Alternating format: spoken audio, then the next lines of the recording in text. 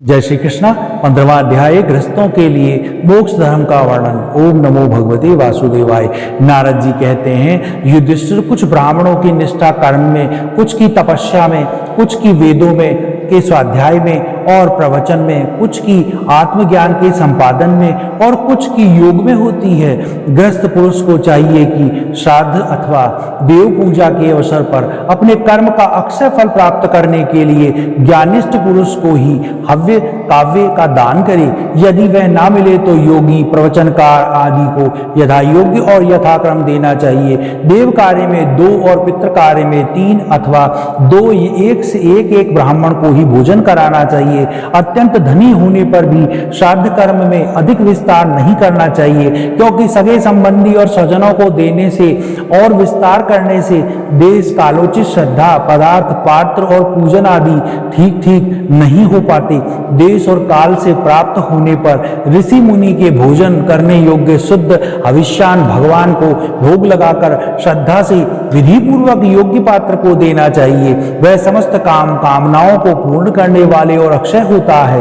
देवता, ऋषि, पितर, अन्य प्राणी, स्वजन और अपने आप को भी अन्न का विभाजन करने के समय परमात्मा को ही देखें। धर्म का मर्म जानने वाले पुरुष श्राद्ध में मांस का अर्पण ना करें और ना स्वयं ही खाएं, क्योंकि पितरों को ऋषि मुनि के योग्य हविष्यान से जैसी प्रसन्नता होती है वैसी पशु की हिंसा से नहीं होती। जो लोग सधर्म पालन की अभिलाषा रखते हैं उनके लिए इससे बढ़कर और कोई धर्म नहीं है कि वह किसी भी प्राणी को मन, वाणी और शरीर से किसी प्रकार का कष्ट ना पहुंचाए।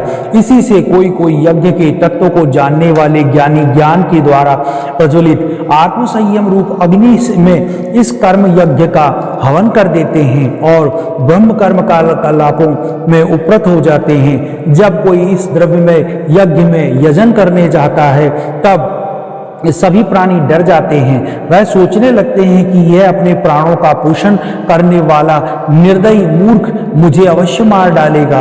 इसलिए धर्मज्ञ मनुष्य को यही उचित है कि प्रतिदिन प्रारब्ध के अनुसार प्राप्त मुनिजनों चित हविष्यान से ही अपने नित्य और नैमित्तिक कर्म करे तथा उसी में सर्वदा संतुष्ट रहे। और अधर्म की 5 शाखाएं हैं: विधर्म, परधर्म, आभास, उपमा और छल। धर्म पुरुष अधर्म के समान ही उनका भी त्याग कर दे। जिस कर्म की धर्म बुद्धि से करने पर भी अपने धर्म में बाधा पड़े और विधर्म है किसी अन्य के द्वारा अन्य पुरुष के लिए उपदेश किया हुआ, यह धर्म परधर्म है। पाखंड या दंभ का नाम उपधर्म अथवा उपमा है। शास्त्र के वचनों का दूसरे प्रकार का अर्थ कर देना छल है। मनुष्य अपने आश्रम के विपरीत स्वेच्छा से जिस धर्म का मान लेता है वह आभास है। अपने अपने स्वभाव के अनुकूल जो वर्णाश्रमोचित धर्म है वह भला किसी को शांति नहीं देते। धर्मात्मा पुरुष निर्धन होने पर भी धर्म के लिए अथवा अपने शरीर निर्वाह के लिए धन प्राप्त करने की चेष्टा ना करे, क्योंकि जैसे बिना किसी प्रकार की चेष्टा किए अजगर की जीविका चलती ही है, वैसे ही निवृत्ति परायण पुरुष की निवृत्ति ही उसकी जीविका का निर्वाह कर देती है। जो सुख अपनी आत्मा में रमण करने वाले निष्क्रिय संतोषी पुरुष को मिलता है वह उस मनुष्य को भला कैसे मिल सकता है जो कामना और लोभ से धन के लिए हाय हाय करता हुआ इधर उधर दौड़ता फिरता है। जैसे पैरों में जूता पहनकर चलने वाले को कंकड़ और कांटों से कोई डर नहीं रहता, वैसे ही जिसके मन में संतोष है उसके लिए सर्वदा और सब कुछ सुख ही सुख है, दुख है ही नहीं। युधिष्ठिर, न जाने क्यों मनुष्य केवल जल मात्र से ही संतुष्ट रहकर अपने जीवन का निर्वाह नहीं कर लेता, अपितु रसेंद्रिय और जनेंद्रिय फेर में पड़कर वह बेचारा घर की चौकसी करने वाले कुत्ते के समान हो जाता है। जो ब्राह्मण संतोषी नहीं है, इंद्रियों की लोलुपता के कारण उसका तेज, विद्या, तपस्या और यश क्षीण हो जाते हैं और वह विवेक भी खो बैठता है। भूख या प्यास मिट जाने पर खाने पीने की कामना का अंत हो जाता है। क्रोध भी अपना काम पूरा करके शांत हो जाता है। परंतु यदि मनुष्य पृथ्वी की समस्त दिशाओं को जीत ले और भोग ले तो भी लोभ का अंत नहीं होता। उनके विषयों का ज्ञाता शंकाओं का समाधान करके चित्त से शास्त्रोक्त अर्थ बैठता है और विद सभाओं में सभापति बड़े बड़े विद्वान भी असंतोष के कारण गिर जाते हैं। धर्मराज, संकल्पों के परित्याग से, काम को, कामनाओं के त्याग से, क्रोध को, संसारी लोग जिसे अर्थ कहते हैं उसे अनर्थ समझकर लोभ को और तत्व के विचार से भय को जीत लेना चाहिए। आध्यात्मिक विद्या से शोक और मोह पर, संतों की उपासना से दम भर मौन के द्वारा योग के विघ्नों पर और शरीर प्राण आदि के निचेष्ट करके हिंसा पर विजय प्राप्त कर लेनी चाहिए। आदि भौतिक दुख को दया से और आदि देविक वेदना के समाधि के द्वारा और आध्यात्मिक दुख का योग बल से एवं निद्रा को सात्विक भोजन, स्थान, संग आदि के सेवन से जीत लेना चाहिए। सत्वगुण के द्वारा रजोगुण और तमोगुण पर और उपरति के द्वारा सत्वगुण पर विजय प्राप्त कर लेनी चाहिए। श्री गुरुदेव की भक्ति के द्वारा साधक इन सभी दोषों पर सुगमता से विजय प्राप्त कर सकता है। हृदय में ज्ञान का दीपक जलाने वाले गुरुदेव साक्षात भगवान ही है। जो दुर्बुद्धि पुरुष उन्हें मनुष्य समझता है उसका समस्त शास्त्र श्रवण हाथी के स्नान के समान व्यर्थ ही है। बड़े बड़े योगेश्वर जिनके चरण कमलों का अनुसंधान करते रहते हैं, प्रकृति और पुरुष के अधीश्वर वह स्वयं भगवान ही गुरुदेव के रूप में प्रकट हुए हैं। उन्हें लोग ब्रह्म से मनुष्य जानते हैं। शास्त्रों में जितने भी नियम संबंधी आदेश हैं उनका एकमात्र तात्पर्य यह है कि काम, क्रोध, लोभ, मोह, मद और मत्सर इन 6 शत्रुओं पर विजय प्राप्त कर ली जाए अथवा 5 इंद्रियों और मन यह 6 वश में हो जाए। ऐसा होने पर यदि उन नियमों के द्वारा भगवान का ध्यान, चिंतन आदि प्राप्ति नहीं होती है तो केवल श्रम ही श्रम समझना चाहिए। जैसे खेती, व्यापार आदि और उनके फल भी योग साधना की फल भगवत प्राप्ति या मुक्ति को नहीं दे सकते, वैसे ही दुष्ट पुरुष के श्रोत स्मार्त कर्म भी कल्याणकारी नहीं होते, प्रत्युत उल्टा फल देते हैं। जो पुरुष अपने मन पर विजय प्राप्त करने के लिए उद्धत हो वह आसक्ति और परिग्रह का त्याग करके संन्यास ग्रहण करे, एकांत में अकेला ही रहे, भिक्षावृत्ति से शरीर निर्वाह मात्र के लिए स्वल्प और परिमित भोजन करें। युधिष्ठिर पवित्र और समान भूमि पर अपना आसन बिछाएं और सीधे स्थिर भाव से समस्त और समान और सुख कर आसन पर उस पर बैठकर ओमकार का जप करें। जब तक मन संकल्प विचारों को छोड़ न दे, जब तक नासिका के अग्र भाग पर दृष्टि जमाकर पूरा कुंभक और रेचक द्वारा प्राण तथा अपान की गति को रोक दे, काम की चेष्टा से घायल चित्त इधर उधर चक्कर काटता रहता हुआ जहां जहां जाए विद्वान पुरुष को चाहिए कि वह वहां से उसे लौटा कर ले आए और धीरे धीरे हृदय में रोके। जब साधक निरंतर इस प्रकार का अभ्यास करता है तब ईंधन के बिना जैसे अग्नि बुझ जाती है वैसे ही थोड़े समय में उसका चित्त शांत हो जाता है। इस प्रकार जब काम वासनाएं चोट करना बंद कर देती हैं और समस्त वृत्तियां अत्यंत शांत हो जाती हैं तब चित्त ब्रह्मानंद के संसर्ग के मग्न हो जाता है और फिर उसका कभी उत्थान नहीं होता। जो सन्यासी पहले तो धर्म, अर्थ, काम के मूल कारण गृहस्थाश्रम का परित्याग कर देता है और फिर उन्हीं का सेवन करने लगता है, वह निर्लज अपने उगले हुए खाने वाला कुत्ता ही है। जिन्होंने अपने शरीर को अनात्मा, मृत्युग्रस्त और विष्टाक्रमी या राग समझ लिया है वह ही मूढ़ फिर उसे आत्मा मानकर उसकी प्रशंसा करने लगता है।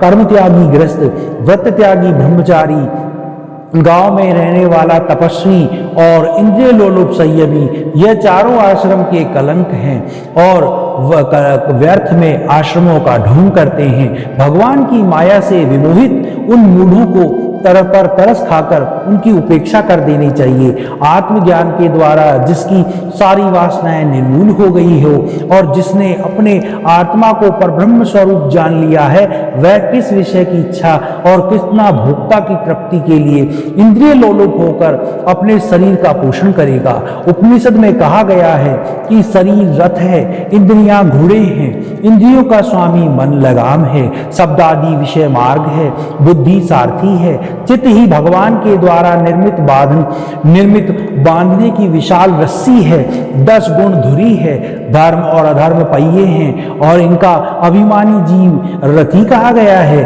ओंकार ही इस रथी का धनुष है।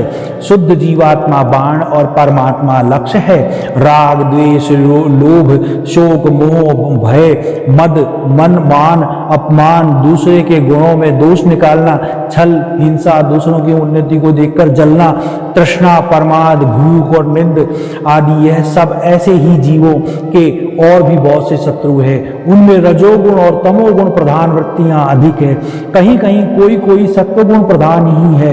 यह मनुष्य शरीर रूप रथ जब तक अपने वश में है और उसके इंद्रियां मन आदि सारे साधन अच्छी दशा में विद्यमान है, तभी तक श्री गुरु के चरण कमलों की सेवा पूजा से शान डराई हुई ज्ञान की तीखी तलवार लेकर भगवान के आश्रय से इन शत्रुओं का नाश करके अपने स्वराज्य सिंहासन पर विराजमान हो जाएं और फिर अत्यंत शांत भाव से इस शरीर का भी परित्याग कर दे। नहीं तो तनिक भी प्रमाद हो जाने पर यह इंद्रियां रूप दुष्ट घोड़े और इनमें मित्रता रखने वाला बुद्धिमान सारथी रथ के स्वामी जीव को उल्टे रास्ते में ले जाकर विषय रूपी लुटेरों के हाथों में डाल देंगे। वह डाकू सारथी और घोड़ों के सहित इन जीव को मृत्यु के रूप में अत्यंत भयावने घोर अंधकार में संसार के कुएं में गिरा देंगे। वैदिक कर्म 2 प्रकार के होते हैं। एक तो वह जो वृत्तियों को उनके विषयों की ओर ले जाते हैं, प्रवृत्ति परक, और दूसरे वह जो वृत्तियों को उसके विषयों की ओर लौटाकर शांत और आत्म साक्षात्कार के योग्य बना देते हैं। निवृत्ति परक प्रवृत्ति परक कर्म का मार्ग के बार बार जन्म मृत्यु की प्राप्ति होती है और कर्म अग्निहोत्र दर्श पूर्णमास चतुर्मास पशुयान सोमयान व्यवस्देव बलिहरण और द्रव्यमय कर्म ईष्ट कहलाते हैं और देवालय बगीचा कुआ आदि बनवाना प्याऊ आदि लगवाना पूर्त कर्म है। यह सभी प्रवृत्ति परक कर्म हैं और सकाम भाव से युक्त होने पर अशांति के ही कारण बनते हैं। प्रवृत्ति कारण पुरुष मरने पर चरु पूर्णादिशादी यज्ञ संबंधी द्रव्यों के सूक्ष्म भाग से बना हुआ शरीर धारण करके धूमाभिमानी देवताओं के पास जाता है। फिर क्रम से रात्रि कृष्ण पक्ष और दक्षिणायन के अभिमानी देवताओं के पास जाकर चंद्रलोक में पहुंचता है। वहां के भोग समाप्त होने पर अमावस्या के चंद्रमा के समान क्षीण होकर वृष्टि द्वारा क्रम से औषधि लता अन्न और वीर्य के रूप में परिणत होकर पितृयान मार्ग से होकर पुनः संसार में जन्म लेता है।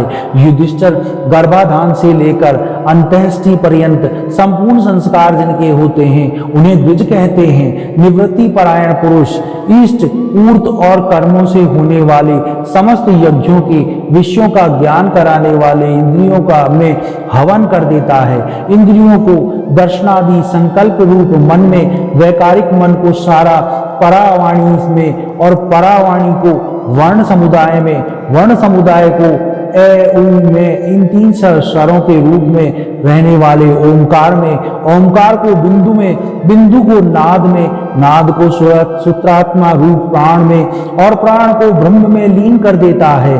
वह निवृत्ति निष्ठ ज्ञानी क्रम से अग्नि सूर्य दिन सायकाल शुक्ल पक्ष पूर्णवासी और उत्तरायण के अभिमानी देवताओं के पास जाकर ब्रह्मलोक में पहुंचता है और वहां के भोग समाप्त होने पर वह स्थूलोपाधिक विश्व अथवा अपनी स्थूल उपाधि के सूक्ष्म में लीन करके सूक्ष्मोपाधिक तेजस हो जाता है। फिर सूक्ष्म उपाधि को कारण में लय करके कारणोपाधिक प्राज्ञ रूप में स्थित होता है। फिर सबके साक्षी रूप से सर्वत्र अनुगत होने के कारण साक्षी के ही स्वरूप में कारणोपाधिक का लय करके तुरीय रूप में स्थित हो जाता है। इस प्रकार दृश्यों का लय हो जाने पर वह शुद्ध आत्मा रह जाता है।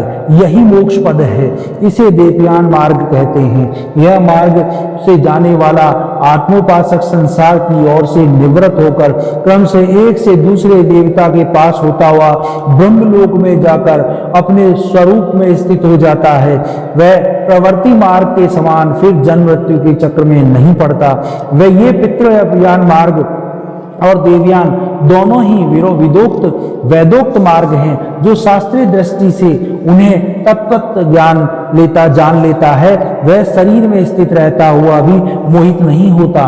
पैदा होने वाले शरीरों के पहले की कारण रूप से और उनके अंत में हो जाने वाले और अवधि रूप से जो स्वयं विद्वान रहता है, जो भोग रूप से बाहर और भोक्ता रूप से भीतर तथा ऊंच और नीच जानता और जानने का कारण विषय वाणी और वाणी का विषय अंधकार और प्रकाश आदि वस्तुओं के रूप में जो कुछ भी उपलब्ध होता है, वह सब स्वयं यह तत्ववेता ही है। इसी से मोह उसका स्पर्श नहीं कर सकता।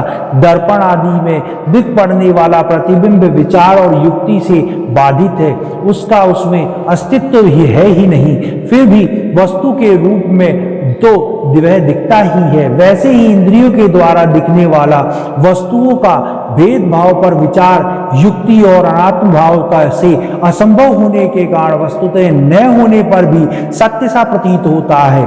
पृथ्वी आदि पंचभूतों से इस शरीर का निर्माण नहीं हुआ है। वास्तविक दृष्टि से देखा जाए तो न तो उन पंचभूतों का संघात है और न विकार या परिमाण है, क्योंकि यह अपने अवयवों से न तो पृथक है और न उनमें अनुगत ही है, अतः मिथ्या है। इसी प्रकार शरीर के कारण रूप पंचभूत भी अवयवी होने के कारण अपने अवयवों सूक्ष्म रूप भूतों से भिन्न नहीं है, अवयव स्वरूप ही है। जब बहुत खोजबीन करने पर भी अवयवों के अतिरिक्त अवयवी का अस्तित्व नहीं मिलता, वह असत सा सिद्ध होता है। तब अपने आप ही वह सिद्ध हो जाता है कि यह अवयव भी असत्य ही है। जब तक अज्ञान के कारण एक ही परम तत्व में अनेक वस्तुओं का भेद मालूम पड़ते हैं, तब तक यह भ्रम ही रह सकता है कि जो वस्तुएं पहले थी वह अब भी हैं। और स्वप्न में भी जिस प्रकार जागृत स्वप्न और अवस्थाओं से अलग अलग अनुभव होते हैं, उनमें भी विधि निषेध के शास्त्र रहते हैं, वैसे ही जब तक वह विभिन्नताओं के अस्तित्व का मोह बना हुआ है, तब तक यहाँ भी विधि निषेध के शास्त्र ही हैं। जो विचारशील पुरुष स्वानुभूति से आत्मा की त्रिविध अद्वैत का साक्षात्कार करते हैं, वह जागृत स्वप्न सुषुप्ति और दृष्टा दर्शन और दृश्य के भेद रूप स्वप्न को मिटा देता है। ये अद्वैत तीन प्रकार के हैं, भावाद्वैत, क्रियाद्वैत और द्रव्याद्वैत हैं। जैसे वस्त्र सतरूप ही होता है, वैसे ही कार्य भी कारण मात्र ही है, क्योंकि भेद तो वास्तव में है ही नहीं। इस प्रकार सबकी एकता उनका विचार भावाद्वैत है। युधिष्ठिर, मन वाणी और शरीर से होने वाले सब कर्म स्वयं परब्रह्म परमात्मा ही हो रहे हैं, उसी से अध्यस्त हैं। इस भाव से समस्त कर्मों को समर्पित कर देना क्रियाद्वैत है। स्त्री पुत्र आदि सगे संबंधी एवं संसार के अन्य समस्त प्राणियों के तथा अपने स्वार्थ के भोग एक ही हैं, उनमें अपने और पराये का भेद नहीं है। इस प्रकार का विचार द्रव्याद्वैत है।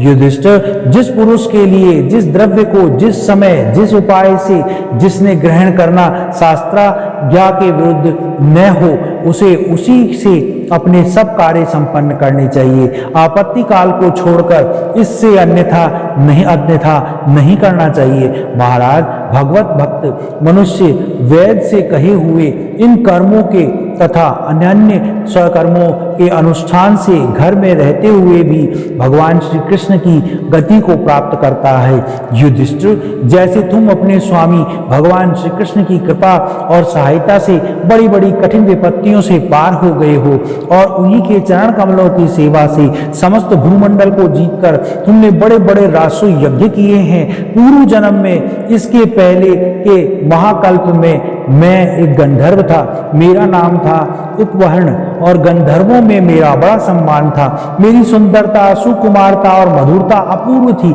मेरे शरीर से सुगंधित निकला करती थी और देखने में मैं बहुत अच्छा लगता था।